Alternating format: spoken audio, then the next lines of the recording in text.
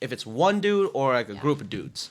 If it's one dude, maybe he's just trying to make friends. Yeah. But if it's like a group of guys, it's just like, all right, well, which girl are you looking at, man? Yeah, Which girl are you looking at? I'm looking at this one right here. I'm like, that's kind of what it is. Yeah. No, I get that. I mean, Like, yeah, if it was like one-on-one, like if a guy was going to buy me a shot, I wouldn't take it because I would see it that way. Yep. If there was a group of guys and we're a group of girls and they're trying to buy us a shot, I would totally get that too. But let's say it's a group of girls and a guy comes up and he's like, oh, hey, can I buy you girls a shot?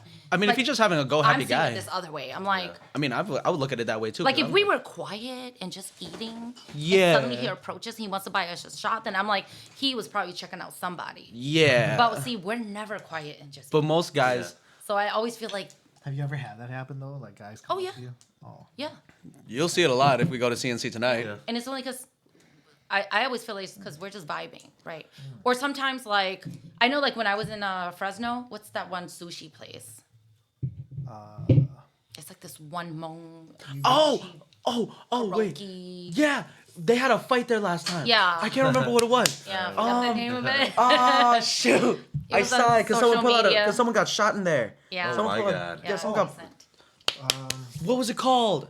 It's like a karaoke place. Too. Yeah, they have karaoke machines and then Yeah. Recently, right? Yeah. Yeah. He knows what it is. Yeah, well, that karaoke place. sushi or something like that. Because I know, like, one time me and some of my lady friends, we were there and they wanted me to, like, rap. So I went up and like, there was just a bunch of guys hanging out. It was just a guy crew. And then it was just a bunch of us lady friends hanging out. And after I was done rapping, the guys came over because they're, like, much younger than us. They were like, that was really awesome. That's cool. Like, hey, can we buy you ladies a shot? And I was like, yeah, that's cool. And Okay. they ended up buying us, like, 3 or 4 rounds. Yeah. You know, Oh, yeah, but that's for what that, they- yeah, for that, there's like that foundation piece. So the whole shots thing, like there's It's so it's subjective. situational, Yeah, situation- but I just don't know from a guy's perspective. Like, It's very subjective. I mean, also? like, it's very subjective, and it's just like guys. Some of them, if it's like, if there's one dude that's doing it, but he's very go happy, and he's just trying to be nice. That's fine, but for that to happen to like the ratio of other guys doing it, it's just like I've seen more of the other end of the spectrum than I've seen the go happy guy. okay, so But don't take the but it's shot. different. But at White Dragon though, when I worked there, it's just like everybody knows each other. All Yeah. you guys are regulars who like y'all know each other. Y'all. Unfortunately, Right. too many people are regulars. So much so, if you're talking about White Dragon, so much so that I don't foresee any successful dating going on because they've all interdated. Is that a word? My ex is. Well, we know what you mean. But Yeah. Looped around. Yeah. Oh God, should I say it? Yeah. Double backed. I don't know. My ex is Mike? from White Dragon. From? What do you mean from White Dragon? I dated this woman that was 34, Uh-huh. but she didn't even really give me a legit chance, I guess you could say, because she cheated. Yeah. And she was. I She met her- Hmong? Hmong. Oh, okay. God, I might be a friend. You might know if I. I'm gonna be like, oh, You I might know know her. her. You Yeah. might know her. Yeah, you might. That's You my actually friend. just might. You just might. You just might. Yeah. But anyways. I know a lot of people. Oh wow! First person that pops Yeah. up. You just might. First person that pops funny. up or first person on your search history? Nope. Okay, let's get into questions. Let's go to questions. I'll We're show gonna her. talk about this forever. Yeah. Is that AI though? No. Like I need a real photo. That is. Oh, is she? She's 34. She's Okay, 34. she's nice. Yeah, good looking. I don't recognize her. Had to make sure. But no, that's like they've all interdated. She was. So you get what I'm saying when I say Yeah. that. Yeah. But let's get to questions. Okay, so enough we about have my sad love life. we have a MYX from the In the Dark. She has a question, and this question is: the Hmong language is slowly going away. Even though that is the case, some people also say that the Hmong language is not useful and relevant in the world, whereas language like English, Chinese, Spanish are more useful. What are your thoughts about that? I love that question. Thank you so much for the question. I want to say it's probably not going to go away, but it's going to change drastically. And it's because the languages change the way its humans change, right? But having said that, often when we think about Hmong language, we think about our Hmong American identity, and we forget that we have millions of Hmong in China that still speak Hmong. And in fact, when I went to China, there are villages called elder villages, and those are villages where like Hmong people have settled and lived in for generations. They don't speak Mandarin. Wow. And so Hmong Americans think like, oh, all Hmong people in China must speak Chinese. No, they don't, because Hmong is, and this is also great to know this. Like when people are saying, who are the Hmong? What's Hmong? Da da da. And I was like, Hmong are indigenous people to China. Period. That's it. Right. And people say, where are they from before that? I'm like, I don't freaking care. It's been 5,000 years. Tell me where other 5,000-year-old people are from. Right. Dang. I don't know, Mesopotamia, like wherever, right? Shit, for real. Right? I mean, let that go to the history folks to study and to research and to find. Yeah. But for me, if you've settled there for 5,000 years, you are indigenous, right? And so Hmong is an indigenous language to China, certain parts of China. And so it's alive and well there. Hmong language here in the U.S. will be shifting and changing as our people here are shifting and changing. Definitely, if we don't continue utilizing it, it's going to be reserved more and used more just for traditional practices and the arts, because that's the only way to complete those tasks. You can't do it in English, for example, right? So if people are still studying Guxia, Lu Tao, Lu Za, Jie Cai, still practicing like traditional funeral rites and rituals, wedding rites and rituals, those kinds of things, the language will always live on through practices. But having said that, the gradual death of a language does come when it's only used is for practices and not the everyday use, right? And so it definitely will be shifting and changing. Pronunciations of certain words and certain things are shifting and changing, but I don't foresee the death of it completely. And then the usage of it. Very often we internalize oppression, right? As a people that's always been on the run, ethnic cleansing that has happened, refugee status, things like that. And so we always feel like we fly under the radar and that our culture is just marginalized, so it's not important. But we forget that in spaces where people study arts, textiles, where they study, what is it? There's a word. Sustainability, right? Farming, sustainability, like all of these things, they go to Hmong areas. And that's where they go study, right? And so our language spans across thousands of years of art. Hmong folks are traditionally like masters at like metalwork, right? Making swords and knives and tools. If you go to Vietnam, there are huge markets where many different ethnic groups are selling a ton of the things. But if you go to the Hmong section, tables upon tables of like sharp knives and hoes and tools and, like those kinds of things, right? And so it lives on in the artistry, and people around the world who wants to study those types of refined arts, they go to Hmong areas. So while we Hmong Americans feel like we're very small in the sense of the world, we're actually really, really big. We just don't know it because we only look at the refugee experience. And so this is what's really important that that message too that I really want like students to pick up on and to get, and I keep presenting about it, is we don't fly under the radar, right? In our culture, when people say, who are the Hmong? I always say, don't default to, oh, Hmong people are refugees from Laos. Like when someone asks you, what is Hmong? Who are the Hmong? That's not the same question as who are Hmong Americans and how do Hmong people get here to the U.S., right? So if you ask me that specifically, then I would say, oh, Hmong Americans are refugees from Laos, right? But if you just give me a very broad question like, what's Hmong? I'll be like, indigenous people to China. Even if my direct ancestors were from Laos, that's our roots right there, right? So people say like, oh, Hmong people don't have a land or a country. Well, in the politics of world labeling, right? Boxing, framing people into utilizing like one ethnic name to represent like the millions of people who live within that land space. Sure, there's no Hmong land, but we didn't sprout out from the ground. We didn't drop down from the cloud. We're indigenous to China. We are from China, right? That land mass that we call China. So to summarize that with the question is the language is going to live on. We have millions of people around the world that still speaks Hmong, and we don't just have the two dialects. We actually have many, many dialects and regional dialects. And, they will continue to be utilized and refined because, even in today's, U.S.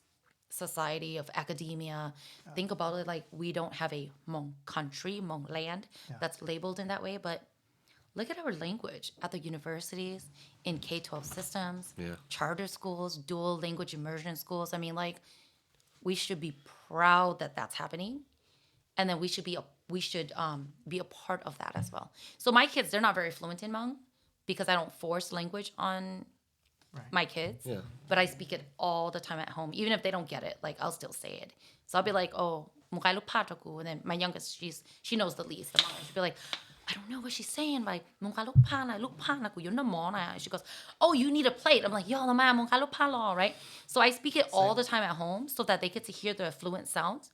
And then by the time they get to a certain age, they start to pick up on it. They start to speak it more naturally, and then so on and so forth. So the older ones speak it more, but it's never forced on them because I don't want a hate relationship for any forced thing, right? So I don't see the death of it. I do see a new awakening of it. Okay. Yeah, and then with all of us here doing new things, enjoying new sports, enjoying new arts. Our crafts are changing and adapting. We're adapting a whole ton of loan words. So I use loan words all the time when I do my social media, like "basi," right? Loan Don't tell me words. y'all don't say "kape." Carpe. For the carpet. Kalungala, Oh my God. Hongala, right? Yeah. So it's gonna shift, Yep. but that's because as people, we own our language, right? And our language also exposes us to feelings and emotions that we can't have in other languages. Sometimes my husband and I will be arguing and debating about things, and we'll switch into Hmong right away because you just can't hit it. Well, Right. sorry to really interrupt, but going to the loner, half our language is loner from all the other Asian ones, like Bai, that's Thai or Yeah, something like that, Lao, right? yeah. Lao. Or Neku. Yeah. Neku. But the thing is, sometimes people get like they feel defeated because of the amount of loan words. But look at English, one of the most powerful languages out there, right? If we're talking about languages in power, I don't care how it came to power, They right? loan a lot. It's majority loan. Yeah, because From Spanish, from Latin. Mandarin, Latin based, Yeah. from French, Yeah. from, from our native families, native, nations here in the U.S. Like a good majority of the terminologies that we use that we are not aware of are also just loan words. And it's like when you go into a space where it's not naturally your own and you see something new, instead of creating a brand new word. I mean, like if you create a brand new word, great, and everybody buys in and they use it, great. But you don't always need to. Do you get what I'm saying? Like, "kape" can just be "kape." Like I don't need to be like "dai dao po che," because I know what yeah, it's too long. And then like I teach my students, I'm like, why do we not have a word for trash? Kinya. It's a Lao loan word. Did you guys know that? Trash. It's because we didn't have trash, dudes. Yeah. Like, Also- we didn't have trash. Our clothes was made out of hemp, Yeah. right? And when you're done wearing it, you make it into a baby carrier. When you're done wearing that, you toss it to the forest and it goes back to the ground. You eat what you eat, and what you don't eat, you feed to the pigs or to the animals, right? You didn't have trash. But then suddenly we came into trash, right? Plastics and all of that stuff. That was also when like Hmong families were like, we had like young Hmong folks going to schools in Laos, in in Laos, like Thailand. Yeah, that whole modernization of Hmong villages and communities, and you came into trash, and so you utilize that word, you use that loan word, and that's totally fine, right? That's why they started grabbing a bunch of Yeah, other that's ones. also why we don't have a word for zero, because we don't count non-existent things. Yeah. If it's zero, we said there's none. Wait, it's I thought it was Swan. Song. Yeah, that's what I said. that's Lao though. Oh, really? And we don't have a word for underwear. What does that tell you? Is it? They're not important. They're not important. Not important. So like, That's really cool though. so like people always, especially like Hmong folks, they always feel sad. They're like, we don't have words, and it's like, we have lots of words. Once you start learning Hmong and you get up to like that higher level of language, man, it gets complex. We've got like probably 7 words for rice, including between the dialects. Mo, Su, Ja, right? Yeah. Yeah, so it depends. Blay, Yeah. right? We've got so many words for that. And because Right. we live in mountainous regions, right? We've got so many words for there. We're like bay and da, ti, to, and do, shao, right? But in English, just there, over there, further, no, there, not there. There, man. Yeah. So it's because we Hmong Americans were not utilizing the ultimate capacity of our language that we feel that it's being lost. Yeah. And then definitely we do need to speak it more and to utilize it more. Yeah. So yeah, I highly encourage everyone to start utilizing it with their friends as well. My kids actually every day they Yeah. only talk to me in Hmong Yeah. Oh, I love that. because they're like, oh, we can finally talk to a teacher in Hmong. Yeah. And I'm like, Yeah. go right ahead, kid. Sorry if sometimes I just talk in English. That's but no. But like encourage them though. Be like, it doesn't matter what language I ask you or answer you in. You know, talk in the language that you want to talk in. And Absolutely. so even my kids, if they use English with me, if I wanted to use Hmong, I use Hmong. Yeah. Even if they don't understand what the heck I'm saying, I'm still using it. Sucks this I'll up. act No, it it's- out. you better learn. Yeah. You better learn. Or you're gonna fall behind. I'm gonna jump on to the next question. Absolutely. I'll let Jared read it, so it's like he's asking the question. So, this one's okay, so MYX, right? Yep, MYX from the dark again. MYX. All right, MYX. So define success. How has being a Hmong woman impacted or helped and or hindered your success? Oh, my own personal one. Yes. You know, success is a really hard word to define because it means very different things to very different people. Success is subjective. Right. Absolutely. And on so many different levels. So it's funny that this word came up though, because recently I was in a leadership training and our, shout out to Linda. And Linda's an amazing trainer, by the way. So if your Okay. crew or anyone ever needs like leadership training, Linda's it. And And, so, what's her last name? oh gosh. Oh, she's Caucasian. No. She's Hmong. Oh, she's Hmong. Yeah. Oh my God, Linda, I'm so sorry I forgot your last name. Actually, I don't know a lot of people's last names because I don't Right. focus on the whole name. I usually just. You could just shoot it to me later. Yeah. 'cause- Yeah. And so I know what she Linda was doing the training and she said, for us to evaluate our success, right? And I'm not going to give away exactly how she did it because it's a very strategic training. And I evaluated my success to be very, very low, right? At that training. And I had a number of colleagues that were like, no, you're way more successful, Yeah. successful than that. We also had a bunch of like younger, they were like high schoolers. And they felt that I was more successful than them as well because we had to evaluate it, you know, with one another. And I was like, no.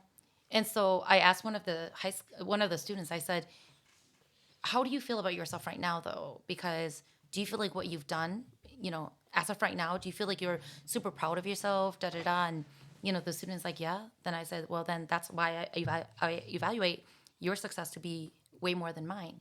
Because I know what I've done and I'm super proud and happy of that. But as of right now, I don't feel very successful, right?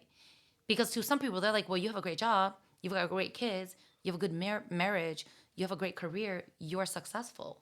Well, again, that's subjective. I don't feel very successful right now. I feel like right now in my job, I'm kind of stuck. I feel like I want to do more, right? I feel like I could do more. I feel like in my relationship, it could be better. There's places and spaces to work towards, right? I feel like my relationship with the kids, I don't have enough time with them. Like there's so much more that I could be doing to make myself better.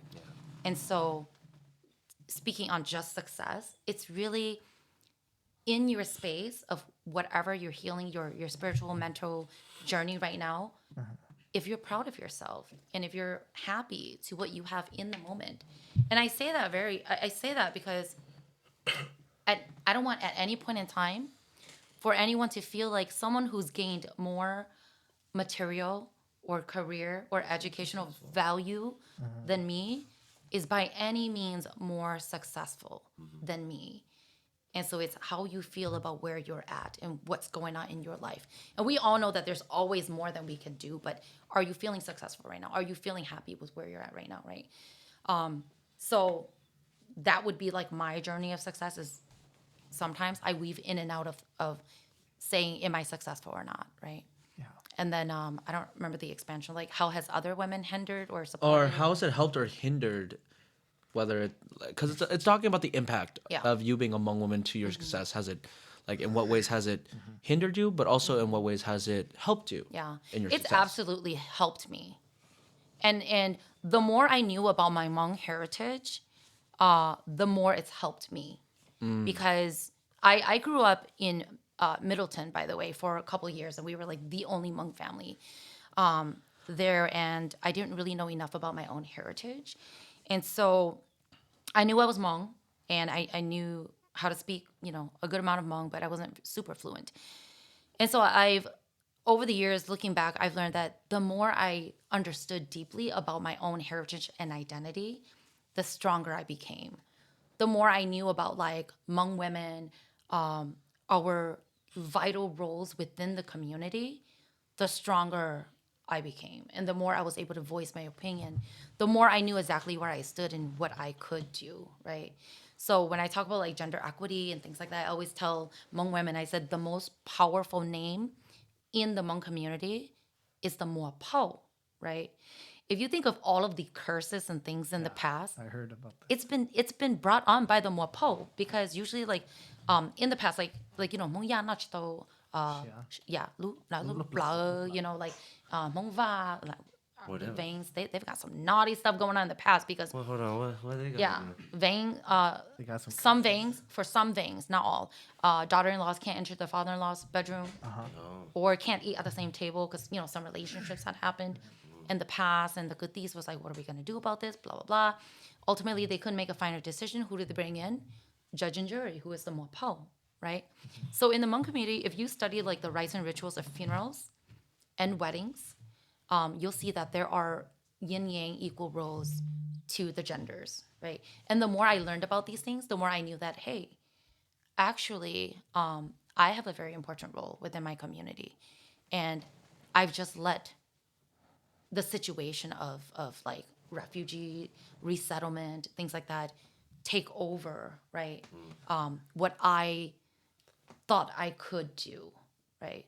Because when you have movement of a people, it disrupts the system, And so what happens is the strong takes over. So it's the men needs to take over to kind of like protect and things like that. But eventually, if you understand what's the important roles of women within Hmong community, you know that you actually have an obligation to stand up and speak your mind and represent. Yeah.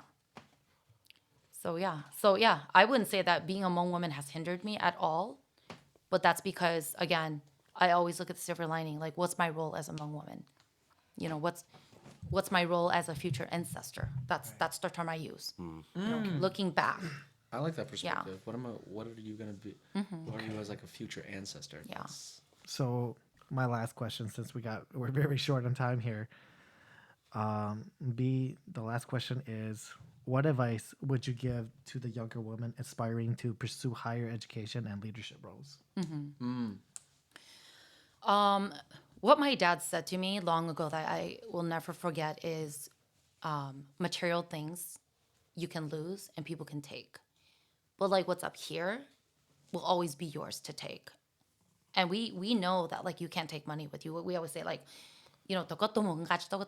right? So you can't take your properties with you. But we also talk about like the loss of great people and how once they're gone, everything up here leaves with them unless you've had time to sit down with them, right? Yep. And so education is a must of all type and any type. Education is a must. And I want to just put it out there that like, regardless of what you do, get your education, whether it's a 2-year, a certificate, a training, a 4-year, whatever works for you, get it in, because these are the avenues that will open doors. And in our society here in the U.S., it's also like very like certificate, name, label driven as well. Right. Yeah. And so your education is not just, to fulfill that, but it will open doors to many, many things too. So I teach at the U, but I don't always just preach like, get your, go be a teacher or a doctor or a lawyer, like these typical terminologies that Hmong families talk about. Like, absolutely get your contracting license. Go for shop. Go for, electrical certificate or whatnot. Like the trades. I love the trades, and they make more money, by the way. They do. That's the secret right there. Yeah. So education is a must. Yeah. Never stop learning. Okay. Do you guys have any questions? No, I mean, I really liked how you touched base on the Yangs aren't supposed to eat liver or Yeah. Heart. heart. Yeah. Liver's good. Liver is good. When you say the mopo is the husband's aunt, right? Is it? So Moua means sister, and then Pao means auntie. And so Moua Pao together just talks about that, like that elder auntie Elder aunt. that is well respected because she's really carved out a name and the respect level for herself.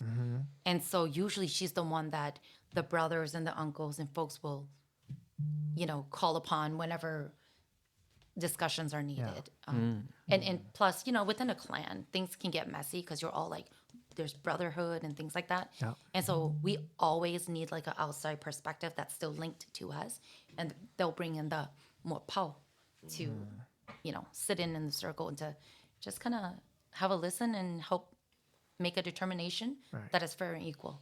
Yeah, because sometimes outside perspective actually helps more. You can't see when you're from the inside. Gotcha. True. But from a space of love, hence the more Pao. Ah. Can't be a random stranger. Right. Don't be pulling no random stranger from the street. Like, Yeah. hey, you're I a never random said guy. that. Come here. No, it's gotta be some random old lady. Yeah. Oh yeah, because Mopal is Yeah. girl. Yeah. More Paul's, she's got to be related somehow. Yeah. Well, you are our mopo today, so Oh, thank you. I love We that. do appreciate it. Go out and be more Paul's, ladies. No, this was good for me because I'm always trying to learn how to be more in the most beauty. So well, B, I want to thank you for coming on For and having me. joining us today at the Telemon podcast because, we really love your wisdom today. yes. And without you, I think that a lot of us, we would probably be unaccepted, and a lot of things that you say were so inspiring. So, Thank you. Yeah. Thank you so much. Yeah. I just want to keep digging in the brain. I know, I know, me too, man. I know. Guys, oh my God, like those hours just flew by. I know. I know. Chatting with you guys, yeah. So let's give B one round of applause, guys. Hey, thank you guys for staying tuned, and we will catch you guys on the pre-record. All right. I'll see you guys in 2 months. Oh, and this is Philippines. Jared's last episode for a while because he's gonna be gone in the. I'll be taking a hiatus, you guys. So you can cut that from the video because they said it in the mic. I'll be taking a 2-month hiatus, you guys. I've been saving up money and just trying to take myself on a trip here. But however, stay tuned because we will go. I might be on an episode, and you guys will see where my location is. So stay tuned. Be sure to follow the Telmung podcast. Be sure to follow Shua as well on Facebook. Yep. And also, if you guys want any of the best fight gear, what's your brand name, Shua? It's Fist to Face. Check it out, you guys. Nice. And And don't if- forget to follow B Yep, on follow her B. Facebook Yeah. and her Hmong Learning.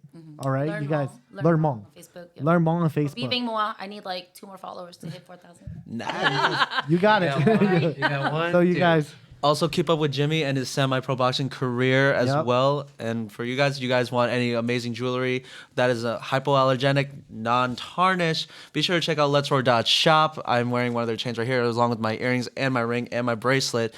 So, and also we have activewear. So use code JDoro10 for 10% off your order, or come visit us at the Eden Prairie Center. It is right on the first floor of Von Mauer here in Minnesota. So, yes. all right, you guys. Fire. We will see you guys the next time. We're gonna just give you guys a second before we actually turn off the live. So stay tuned. Thank you.